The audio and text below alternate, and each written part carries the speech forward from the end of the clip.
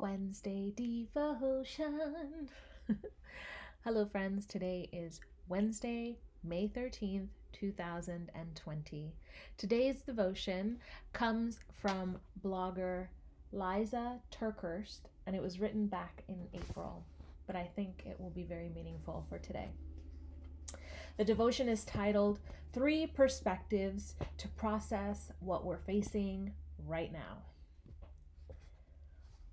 So much of what's on the news today truly feels like something we'd only see in a Hollywood movie, not in real life. COVID-19 has not only spread across the world at record levels, but it's also spread across our daily realities and changed so much for so many of us. Because of the life-threatening potential of the virus, social distancing and canceled gatherings are necessary precautions. We want to do what's right, so we're listening to officials and paying extra attention to all the updates and news conferences. While all of this is necessary, it's also incredibly jarring. It's like life just slammed on the brakes and we're all still reeling from the whiplash. Certainly, in the grand scheme of things, saving lives is the most important thing. But there are emotions we need to be able to process in the midst of all of these sudden changes.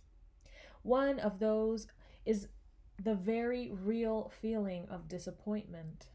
And right behind it is the worry that expressing our disappointment could make us look petty in the midst of the seriousness of this virus. Please know, though, that processing our disappointment is not only okay, it's emotionally and spiritually necessary. You're not making light of someone else's serious pain when you process your pain to gain a better perspective. So first, whatever you're going through today, it's worth taking to the Lord and asking for His help. And second, let's give each other grace since we're all trying to navigate unexpected fears, hardships, and disappointments.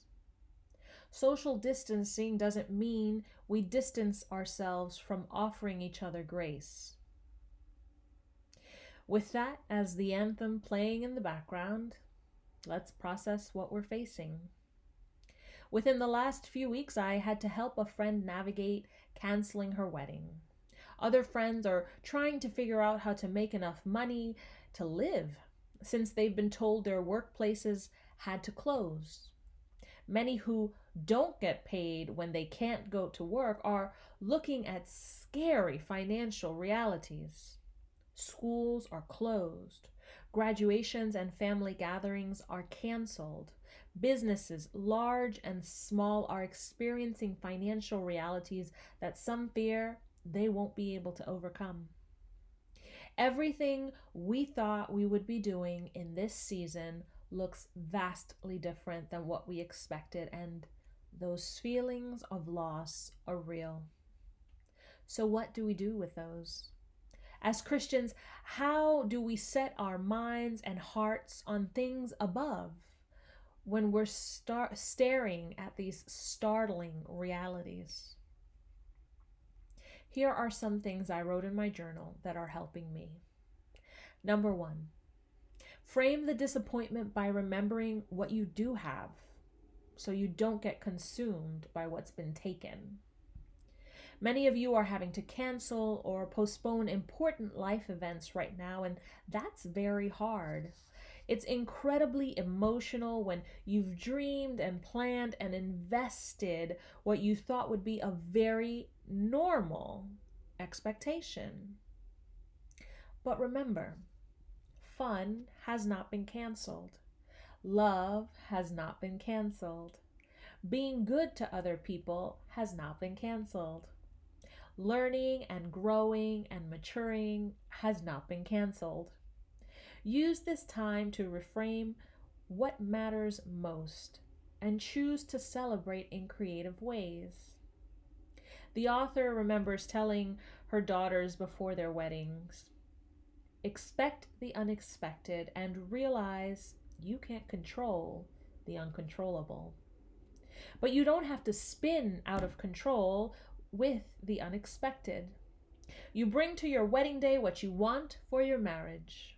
You bring the love, you bring the beauty, you bring the fun, you bring the atmosphere of joy and peace. You bring lovely to your day, and it will be amazing. But if you bring fear and dread and epic loads of disappointment because things look different than what you thought they would, then that's what you're filling your day with. Your heart is much too beautiful a place for the enemy's tactics to taint it. So don't let them. This may be a delay. This may be a distraction. This may even be a devastation for a season. But this is not your final destination. Remember, though COVID-19 has canceled many events, it has not canceled God's goodness. Rest in that, rejoice in that, and be so very assured. Number 2, remember who God is and use that to bring some gratitude into your disappointment. God is protector. God is protecting you from something you cannot see. God is provider. God is providing something if you'll only look for it. Just because God's provision is different doesn't mean it's not good. God is present even when others are absent. God does incredible things in the unseen. God is faithful. No matter what is being taken from you right now, place it in the hands of God. Give it to God as your sacrifice. For whatever we willingly place in the hands of God, He will redeem. Martin Luther once said, "I have held many things in my hands and I have lost them all. But whatever I have placed in God's hands, that I still possess." 3. Disappointments often go hand in hand with fear of the future. It can be so easy to let today's disappointments make you expect the absolute worst for tomorrow. I'm challenging myself to not mentally run too far into an unknown future. I just have to make the most responsible decisions I can for today and place the rest in God's hands. My job is to obey God. God's job is everything else.